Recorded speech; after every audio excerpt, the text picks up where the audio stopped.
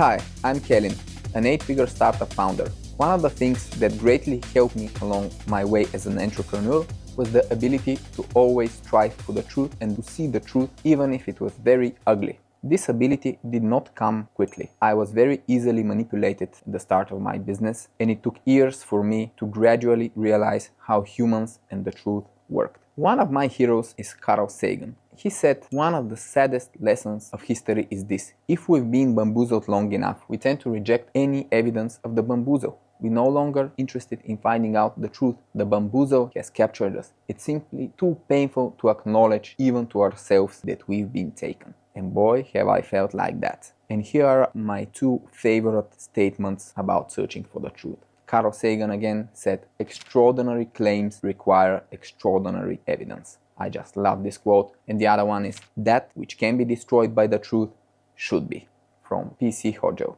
I love this even more. How do we approach the truth?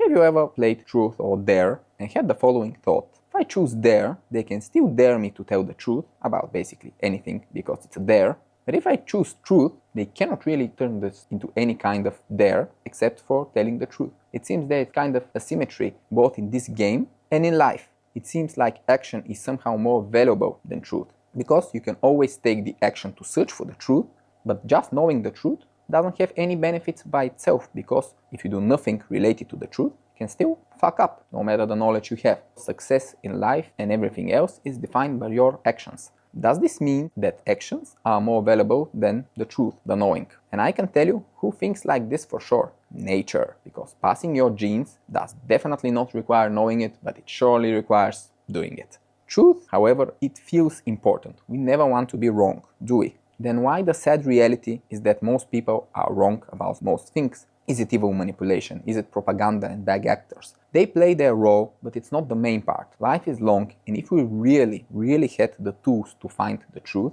we would get there despite all evils. The core reason is actually within us, and it's biological and quite easy to explain. The main problem with objectivity is that believing the actual truth was not a significant evolutionary advantage when we evolved tens of thousands of years ago. You know what was somewhat of an advantage though? Believing any potential truth, just believing in something. Not being totally confused and acting with a plan, even a bad one, resulted in gathering experience and improving over a lifetime.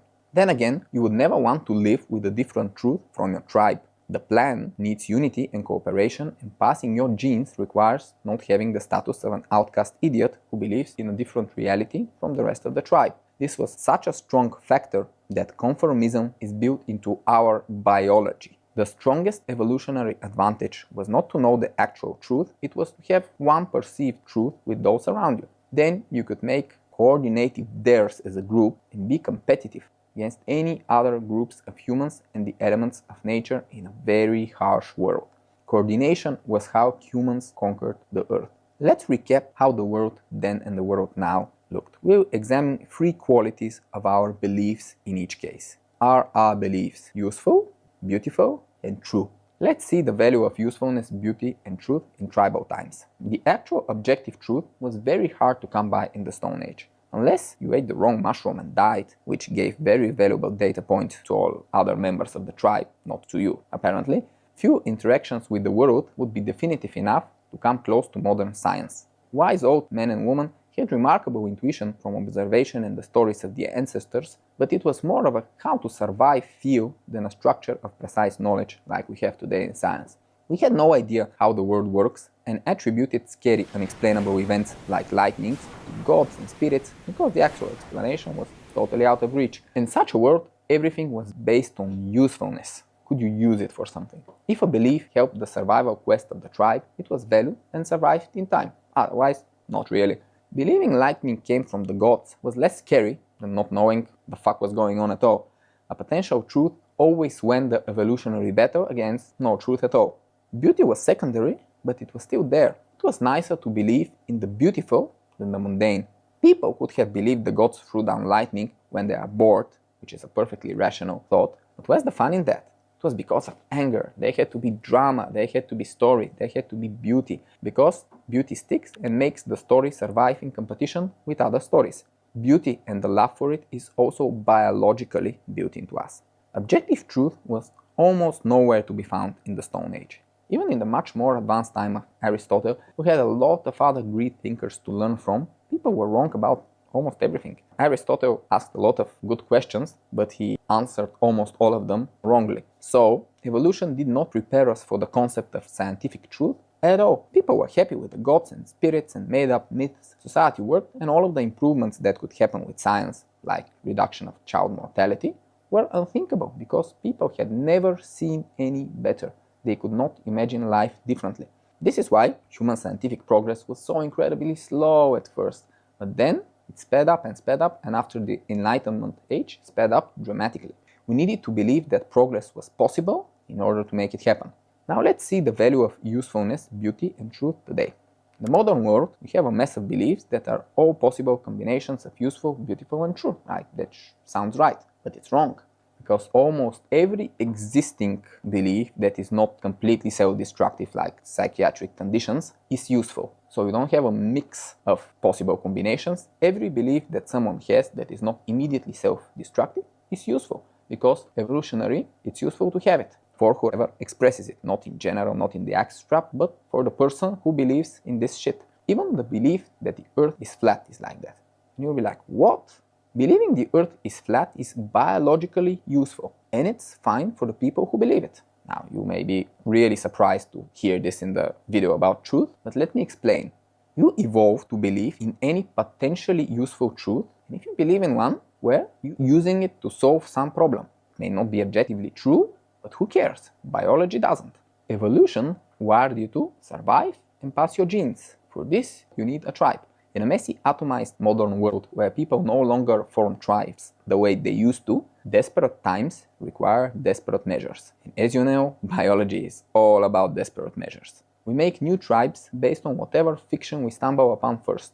The fiction itself doesn't matter that much, only that we find a tribe where we are valued and special enough for survival and finding a mate. A tribe where we find status. People in many conspiracy theory movements derive their status mostly because of the attacks, the onslaught against them. The lowest level of emotion in any relationship is contempt. It's even worse than aggression from an emotional standpoint. The contempt that we carelessly give flat earthers only makes them see themselves as rebels of the truth. The gap we need to bridge can only be bridged with love and understanding, not ridicule. It's not flat earthers' fault that they obey their biology, because we all obey our biology. While it's our social responsibility to help more people get closer to the objective truth for their good and the good of society, this will not happen with arguments. Biology is prepared for arguments and logic and has defensive mechanisms. It's love, compassion, and understanding that melts the ice. Because the flat earther just desperately wanted to be special and find some real human connection. Since when is this a bad thing? Their method is not the best, of course, but who are we to judge? This is only a sad sign how much society is lacking better ways to find true human connection and flows in general. Okay, so biology made usefulness always dominate objectivity. And some people fall into the traps of tribalism, which separates them from the actual truth. Is this the whole story? Sadly, no. Because the worst danger to the world's collective sanity is not the flat earthers. It's the untruth that most of us believe in. And here, beauty plays a much bigger part. Beauty, in its main channel of spreading storytelling, is a part of many conspiracy theories, but never the central part. If you think about it, flat Earth and spherical Earth, both beautiful. Yes, if aliens ever visited Earth, it's kind of beautiful and interesting, makes a great story. And if they didn't, it's boring, there's no story. So we kind of want to think they did because we are wired for beauty. But they most probably didn't, during the vast distances in space and the fact that faster than light travel is almost certainly impossible. And this is a great example about how arguments don't help. If you talk to an aliens conspiracy theorist who believed that there were aliens on Earth, they will say stuff like, but what if a super advanced civilization built a spaceship that can travel faster than light? And then you go into a very logical argument about explaining that the speed of light is the speed of causality in the universe and it's just not like the speed of sound or some other arbitrary limit. And it's built into the fabric of reality itself, according to Einstein. So by this argument, you actually just made the alien supporting belief stronger, not weaker. But why? We presented all the right arguments, all the science. Because the biological mechanism is that in order to counter your truth that endangers their core value, beauty, they generated more beauty in order to shore up, make a good defense. And the more beauty is the super advanced, beautiful spaceship, which they imagine like to be next level. And just like that, they are more convinced than before in the aliens story, because they now have more beauty and it came from beauty. And although beauty plays a role but is not central to most conspiracy theorists and most religions, finding human connection, feeling loved in a community rather than suffering alone is usually the main drive. Unfortunately, the central danger to truth is not from the flat earth model we explored, which is take something that is clearly untrue, useful to the self, so it helps us find a tribe, build human connection, and may or may not be more beautiful than the alternative. There's a much more dangerous, sinister model. And it is, you take something that is partially true, it's often useful for a group, a tribe, not the individual, but the group they belong to, and it's usually very beautiful. It's just unnaturally beautiful. It goes into the myths and legends and utopia beautiful level. And this mystery danger that is the sum of those has a great name that we'll use from now on in this video. It's called bullshit.